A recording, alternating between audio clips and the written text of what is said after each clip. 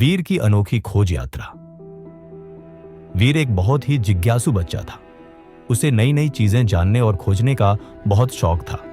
वह हमेशा अपने माता पिता से सवाल पूछता, सूरज इतना गर्म क्यों होता है, चिड़ियाओं कैसे उड़ती है, बिजली कैसे बनती है।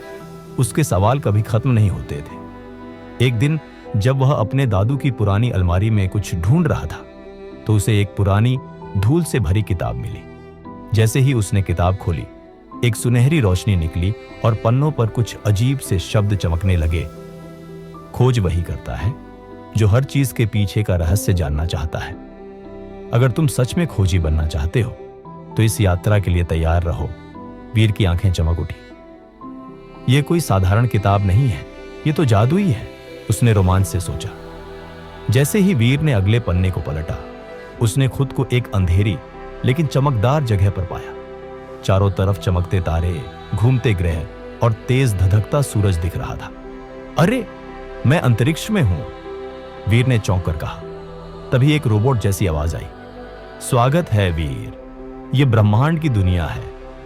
क्या तुम जानते हो कि पृथ्वी सूरज के चारों ओर घूमती है और इसी वजह से दिन और रात होते हैं? वीर ने सिर हिलाया। हां, लेकिन मैं असल में यह देख पा रहा हूं।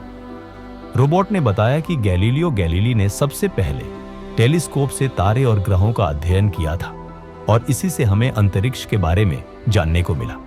अब वीर समझ गया कि अगर वह भी वैज्ञानिक बनेगा तो वह भी ब्रह्मांड के रहस्य खोज सकता है। अचानक किताब फिर से चमकी और वीर एक नदी के किनारे पहुंच गया। अब मैं कहां हूं, उसने खुद से पूछा। तभी नदी में से एक बूंद बाहर आई और इंसानों की तरह बोलने लगी, मैं पानी की बूंद हूं, तुम्हें क्या लगता है मैं कहां से आई हूं? वीर सोचने लगा, शायद बारिश से। बूंद हंसकर बोली, बिल्कुल सही, लेकिन क्या तुम जानते हो कि मैं पहले समुद्र में थी, फिर सूरज की गर्मी से भाप बनकर बादलों में पहुंची और जब बादल भारी हुए तो बारिश के रूप में वापस धरती पर आई। वीर चकित था। अरे, यही तो जलचक्र है। यह तो मैंने किताब में पढ़ा था, लेकिन आज असल में देख भी लिया।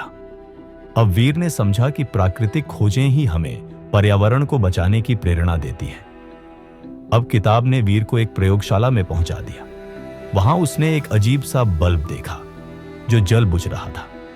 तभी एक अदृश्य वैज्ञानिक की आवाज आई, वीर, क्या तुम जानते हो कि यह बल्ब पहले कभी नहीं था? वीर ने सिर हिलाया। क्या मतलब?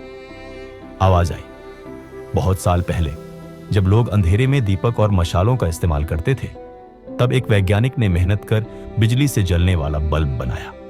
उसका नाम था थॉमस एडिसन। वीर ने उत्साहित होकर पूछा, क्या मैं भी कुछ खोज सकता हूं? आवाज ने जवाब दिया, बिल्कुल, दुनिया में हर नई चीज किसी की खोज से ही बनी है। तुम भी अपने आसपास की चीजों पर ध्यान दो और खोज करने की आदत डालो। अब वीर को यकीन हो गया कि वह भी एक दिन बड़ा वैज्ञानिक बन सकता है। वीर ने जैसे ही आखिरी पन्ना पलटा, वह वापस अपनी दादू की अलमारी में आ गया। वह थोड़ा चौंका, लेकिन फिर मुस्कुराया। यह किताब सच में जादुई थी। मैंने अंतरिक्ष, पानी और बिजली के बारे में सीखा, लेकिन सबसे बड़ी बात, खोज की ताकत। अब वीर हर चीज को ध्यान से देखने लगा, सवाल पूछने लगा और खुद से जवाब ढूंढने की कोशिश करने लगा। कहानी से सीख, जिज्ञासा ही महान खोजों की शुरुआत है। प्रकृति के रहस्यों को समझना बहुत जरूरी है। हर नई चीज किसी की मेहनत और खोज से बनी है। अगर हम ध्यान दें तो हर चीज हमें कुछ नया सिखा सकती है। अब बताओ, तुम किस चीज की खोज करना चाहोगे? अगर आपको हमारी कहानी पसंद आती है तो कृपया हमारे चैनल को सब्सक्राइब करें और बेल आइकन दबाएं।